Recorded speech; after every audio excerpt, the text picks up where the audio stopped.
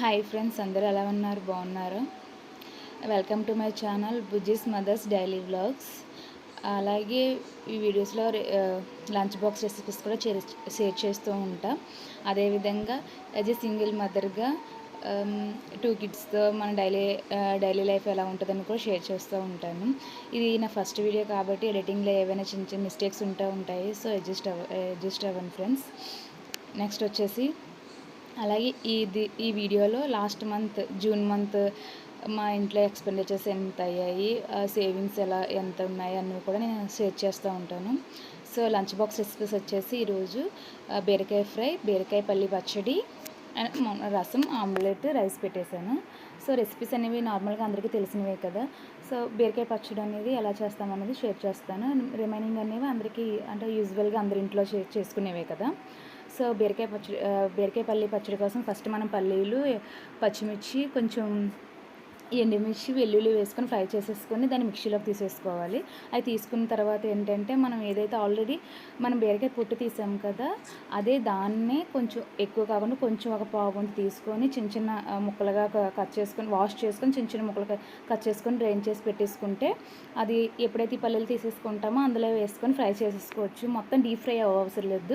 Just ఒక 5 minutes అవి fry అయ్యాక మళ్ళీ మిక్సీలో వేసుకొని పచ్చడి చేసేసుకుంటే చాలా బాగుంటుంది. దాన్ని మనం తాలింపు కూడా పెట్టుకోవాల్సిన లేదు. టేస్ట్ మాత్రం చాలా బాగుంటుంది. ఒకసారి ట్రై చేయండి.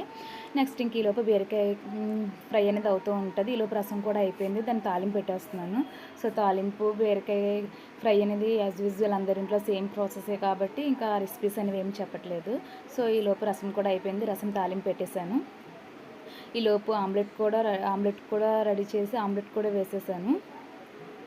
సో నెక్స్ట్ వచ్చేసి ఏంటంటే అలాగే మనం ప్రతి వీడియోలో ఒక క్వశ్చన్ అనేది అడుగుతూ ఉంటాను. ఒక జనరల్గా ఫస్ట్ ఇందులో క్వశ్చన్ వచ్చేసి ఏంటంటే లెటర్ ఏ లేని 100 వర్డ్స్ అనేవి చెప్పాలి. అది కూడా 1 మినిట్లో చెప్పాలి. ట్రై చేయండి ఫ్రెండ్స్. ఆన్సర్ అనేది లాస్ట్లో చెప్తాను. సో ఈలోపు ఫస్ట్ లంచ్ బాక్స్ అనేది చూద్దాము. First rice, next carrot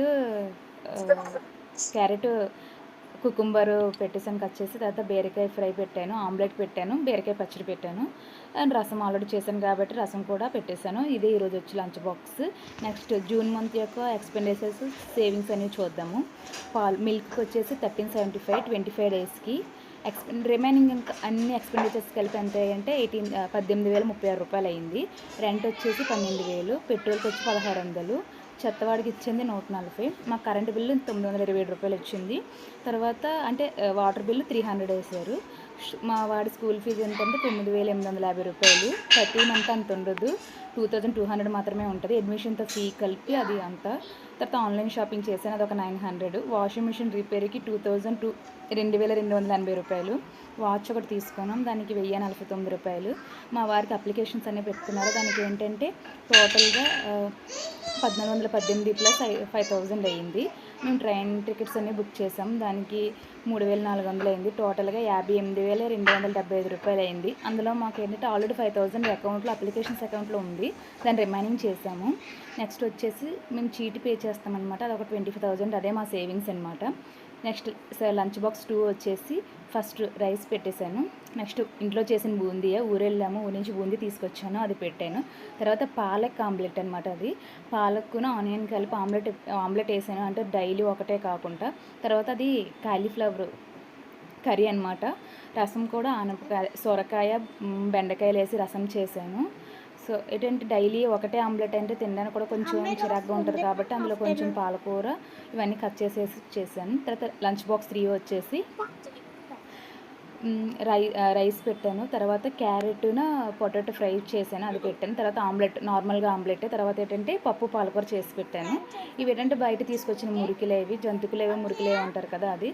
so answer వచ్చేసి ఫ్రెండ్స్ 1 to 100 నెంబర్స్. అందులో కూడా ఏ లెటర్ అనేది ఉండదు.